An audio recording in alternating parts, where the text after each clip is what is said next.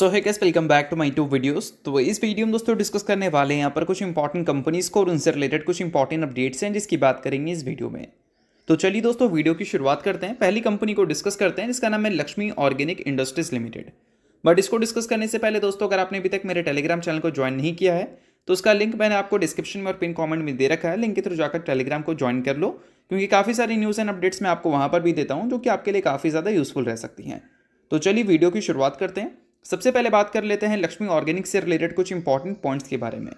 दोस्तों, अगर इसके स्टॉक प्राइस CAGR पर अगर ध्यान दो तो पिछले 3 साल का CAGR आपको नेगेटिव में देखने को मिलेगा और पिछले 1 साल का CAGR भी आपको नेगेटिव में ही देखने को मिलेगा। अब इसके पीछे का सबसे बड़ा रीज़न है कंपनी का ग्रोथ।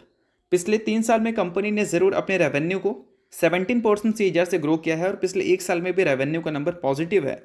बट जब हम बात करते हैं प्रॉफिट की तो 3 साल का CAGR आपको नेगेटिव में दिखेगा और पिछले 1 साल की बात करें तो यहाँ पर 35% से प्रॉफिट ज़रूर ग्रो हुआ है। बट इस ग्रोथ को हम बहुत ज़्यादा कमाल का नहीं बोल सकते, क्योंकि इस ग्रोथ के बावजूद भी कंपनी का जो अब तक का बेस्ट फाइनेंशियल ईयर था वो 3 साल पहले था, ना कि पिछले 1 साल।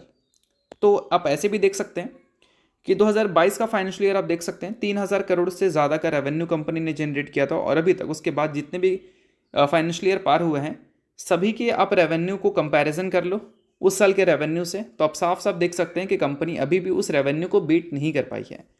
और यही सेम चीज़ आपको प्रॉफिट में भी देखने को मिलेगा। 257 करोड़ का प्रॉफिट था, उसके बाद लगातार 3 फाइनेंशियल ईयर और तीनों में कंपनी इस प्रॉफिट को लगातार बीट करने में अनसक्सेसफुल रही है या फिर उसके आसपास भी जाने में अनसक्सेसफुल रही है, ऐसा भी हम बोल सकते हैं। अब दोस्तों, कोई भी कंपनी जब अच्छे खासे प्रॉफिट्स करती है तभी इन्वेस्टर्स को उस कंपनी से अच्छे रिटर्न्स मिलते हैं। और ये कंपनी का लिस्टिंग कोविड के बुलरन में देखने को मिला था और लिस्टिंग गेन जो इस कंपनी में हुआ था वही बोल सकते हैं लास्ट बेस्ट परफॉर्मेंस था लक्ष्मी ऑर्गेनिक का। उसके बाद से लेकर अब तक लक्ष्मी ऑर्गेनिक और भी जितनी भी कंपनी सिस्टम लिस्ट हुई थी उनका वीक परफॉर्मेंस ही दिख रहा है। अब इस वीक परफॉर्मेंस को ये काउंटर अगर करना चाहती है तो दिखाना पड़ेगा इसको ग्रोथ अपने रेवेन्यू में भी और एज वेल एज अपने प्रॉफिट में भी। और दोस्तों, ये जो सारी चीज़ें हैं वो पॉसिबल हो सकती है नेक्स्ट फाइनेंशियल ईयर यानी कि 2026 की मैं बात कर रहा हूँ। अब देखो, सबसे पहले कंपनी ने फ्यूचर आउटलुक में अपने कैपिटल एक्सपेंडिचर यानी कि कैपेक्स की गाइडेंस दी है। 1100 करोड़ रुपए कंपनी कैपेक्स करने वाली है 2024 के फाइनेंशियल ईयर से लेकर 2028 के फाइनेंशियल ईयर तक। अब इसमें कुछ नंबर मेंशन किया गया है कि कहाँ पर कितना इन्वेस्टमेंट्स होने वाले हैं, तो वो सारी डिटेल्स आपको यहाँ पर देखने को मिल जाएंगे। दहेज साइट में कंपनी 800 करोड़ रुपए इन्वेस्ट करने वाली है। उसके अलावा एन बुटाइल एसीटेट प्लांट में भी इंक्लूडेड है ये 800 करोड़ का नंबर। और 50 करोड़ कंपनी फ्लोरो इंटरमीडिएट्स में इन्वेस्ट करेगी और 90 crore ethyl acetate capacity additions में इन्वेस्ट करने वाली है। अब इन सारी चीज़ों को हम इग्नोर करेंगे, हम बात करेंगे सबसे इंपॉर्टेंट पॉइंट कि कंपनी के रेवेन्यू एंड प्रॉफिट कब ग्रो होंगे। तो देखो दोस्तों, इन्होंने बताया है कि जो इन्वेस्ट इन्होंने किया है फ्लोरो इंटरमीडिएट बिजनेस में, वहाँ से जो बेस्ट रेवेन्यू कंपनी को मिल सकता है वो है 200 करोड़ का। और इबिट्टा मार्जिन जो है वो एज इट इज सेम रह सकता है जितना कंपनी को मिलता है स्पेशलिटी बिजनेस से, जो कि आप यहाँ पर नोट कर सकते हैं। और इन्होंने बताया है कि ये जो कंपनी का कैपेक्स था इसका रेवेन्यू कंट्रीब्यूशन हमें देखने को मिल सकता है Q4 FY25 से, यानी कि जो अगले क्वार्टर कंपनी रिपोर्ट करेगी उसमें हो सकता है कि कंपनी के फ्लोरो बिजनेस का भी कंट्रीब्यूशन देखने को मिले। और इन्होंने बताया है कि 2026 में कंपनी पीक रेवेन्यू का 40 से 60% अचीव कर लेगी। यानी कि पीक रेवेन्यू कितना है, 200 करोड़ है, तो उसका 40% कितना हुआ, लगभग वही हुआ ना 180 करोड़।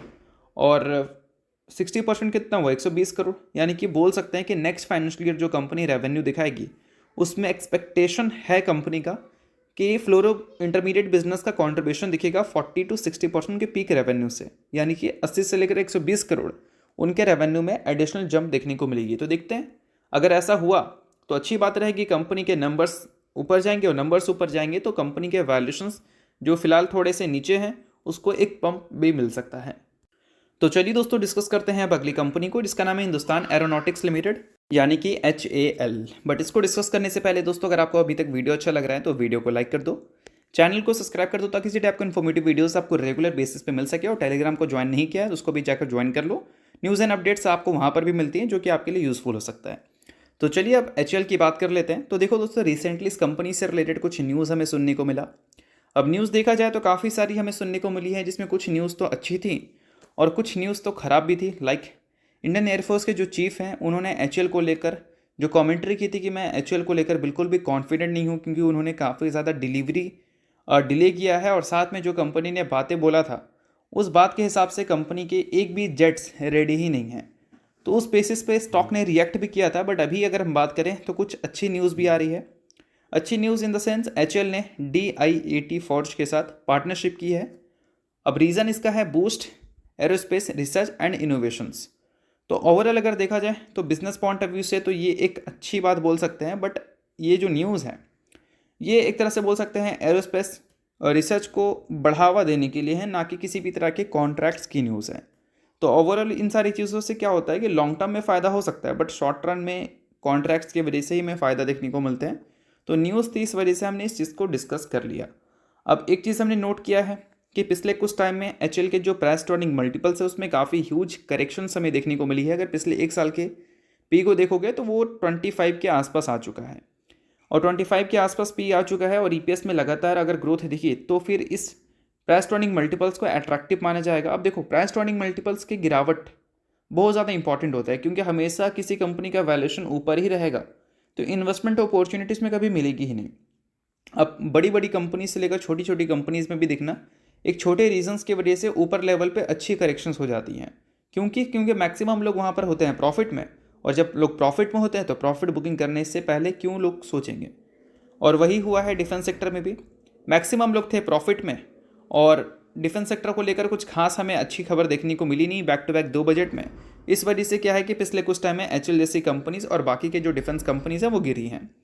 और एचएल के पेग रेशियो की अगर हम बात करें तो current price to earning multiple जो है वो फ्यूचर के ग्रोथ के हिसाब से अब हमें थोड़ा सा अट्रैक्टिव दिख रहा है। अकॉर्डिंग टू पेग रेशियो में यही देखने को मिल रही है। पेग रेशियो अगर 1 से कम हो जाता है तो माना जाता है कि वैल्यूएशन वाइज वो कंपनी ग्रोथ के हिसाब से थोड़ी सी सस्ती है। तो इस चीज़ पे थोड़ा ध्यान देना, बट हाँ, इसको किसी भी तरह का रिकमेंडेशन मत समझना। तो चलिए अब डिस्कस करते हैं दोस्तों अगली कंपनी को, जिसका नाम है आरती इंडस्ट्रीज लिमिटेड। अब देखो, पिछले कई टाइम से इस कंपनी का परफॉर्मेंस अगर देखा जाए तो उन कंपनी के लिस्ट में दिखेगा जो कंपनीज काफ़ी ख़राब अपने नंबर्स को डिलीवर की है। लाइक पिछले अगर 3 साल के प्रॉफिट ग्रोथ, 5 साल के प्रॉफिट ग्रोथ, 1 साल के प्रॉफिट ग्रोथ आप देखोगे तो काफ़ी ख़राब है, नेगेटिव में है नंबर। और ऐसे नंबर्स जब कोई कंपनी रिपोर्ट करेगी तो कभी भी पॉसिबल नहीं है कि वो स्टॉक प्राइस काफ़ी अच्छा परफॉर्म करेगा।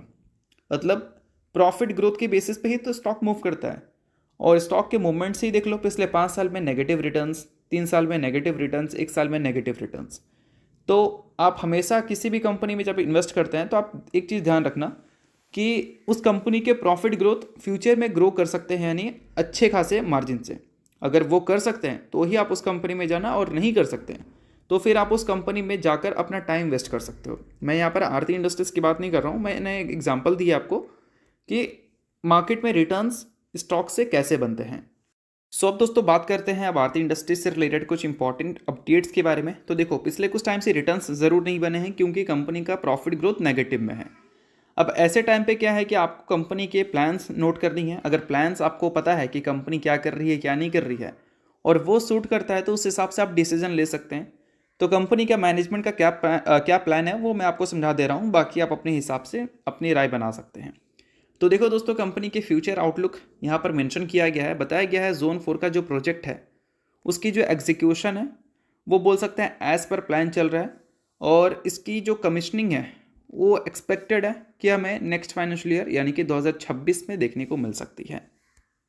और दोस्तों, कंपनी के मैनेजमेंट की कुछ एक्सपेक्टेशंस भी है 2026 के फाइनेंशियल ईयर में। मैनेजमेंट एंटिसिपेट करके चल रहा है कि टैक्स रेट हमें लोअर सिंगल डिजिट में देखने को मिल सकते हैं, यानी कि जो भी टैक्स रेट है वो अगर डबल डिजिट में है तो उसको लोअर सिंगल डिजिट में यानी कि सिंगल डिजिट में उसको लाया जा सकता है, लाइक 9% तक किया जा सकता है। और FY25 की अगर हम बात करें तो कंपनी ने जो गाइडेंस प्लान पहले रखा था कि 1300 से लेकर 1500 करोड़ रुपए वो कैपेक्स करेंगे, यानी कि कैपिटल एक्सपेंडिचर, उसको कंपनी ने एज इट इज़ मेंटेन रखा है। तो ये एक अच्छी बात हम बोल सकते हैं कि कंपनी खर्चा तो कर रही है खुद को बढ़ाने के लिए। और दोस्तों, 2026 के फाइनेंशियल ईयर की बात करें तो कंपनी का जो एंटिसिपेट है कैपिटल एक्सपेंडिचर को लेकर वो 1000 करोड़ से कम का है। देख सकते हो यहाँ पर लोअर देन 1000 करोड़। तो चलो, ये भी कुछ अपडेट्स थी जो कि आप नोट डाउन कर सकते हैं। तो एक चीज़ तो क्लियर है कि कंपनी भले प्रॉफिट्स ग्रो नहीं कर रही है, रेवेन्यू ग्रो नहीं कर रही है, बट कंपनी लगातार कैपेक्स वगैरह तो कर रही है। और कंपनी ने बताया है कि जोन 4 का जो प्रोजेक्ट है उसमें जो कामकाज हो रहा है उसका फर्स्ट ब्लॉक का जो कमिश्निंग है वो ऑलरेडी हो चुका है। तो मतलब कंपनी एक्सपैंड तो कर रही है भाई। अब देखते हैं कि आने वाले कल में केमिकल सेक्टर को लेकर जितनी भी प्रॉब्लम्स हैं वो अगर शॉर्ट आउट होती हैं तो ये जो कैपेक्स है वो कंपनी के नंबर्स में कैसे इम्प्लीमेंट होगा। तो चलिए दोस्तों डिस्कस करते हैं अगली कंपनी को। अगली कंपनी का नाम है वेसुवियस इंडिया लिमिटेड। अभी रिसेंटली कंपनी ने अपडेट दिया था कि ये कंपनी स्टॉक स्प्लिट को लेकर एक बोर्ड मीटिंग शेड्यूल करने वाली है। अब ये जो अपडेट की डेट थी दोस्तों वो था 20 फरवरी का, और अब कंपनी ने बता दिया है, मतलब 20 फरवरी को ही कंपनी ने बता दिया था कि 26 फरवरी को कंपनी बोर्ड मीटिंग कंडक्ट कर रही है, और इस बोर्ड मीटिंग में पहली बार कंपनी स्टॉक स्प्लिट का प्रपोजल रखेगी। प्रपोजल अगर अप्रूव हो जाता है तो कंपनी अपने शेयर होल्डर को स्टॉक स्प्लिट भी देती हुई नजर आ सकती है। सो अगर आप इस कंपनी के शेयर होल्डर हैं तो इस चीज़ को नोट करो। शेयर होल्डर नहीं है तो आप इग्नोर भी कर सकते हो। न्यूज़ थी इस वजह से मैंने बता दिया, बाकी किसी भी तरह का बाई सेल रिकमेंडेशन नहीं है। तो चलिए दोस्तों ये वीडियो यहीं तक था। आपको करता हूँ वीडियो आपको अच्छा लगा होगा तो लाइक कीजिए, पहली बार सब्सक्राइब कीजिए। वीडियो के लिए बहुत बहुत शुक्रिया।